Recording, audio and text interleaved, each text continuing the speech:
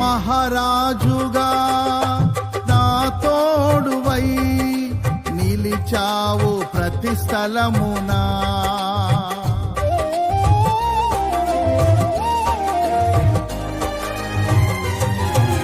నా భారము నీవు మోయగా సులువాయే నా పయనము. నీ దయచేతనే కలిగిన క్షేమము ఎన్నడు నన్ను వీడదే.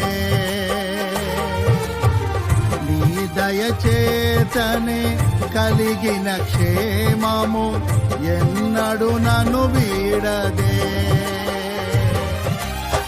నీ సన్నిధిలో పొందిన మేలు తరగని సౌభాగ్యమే. నీ సన్నిధిలో పొందిన మేలు తరగని సౌభాగ్యమే.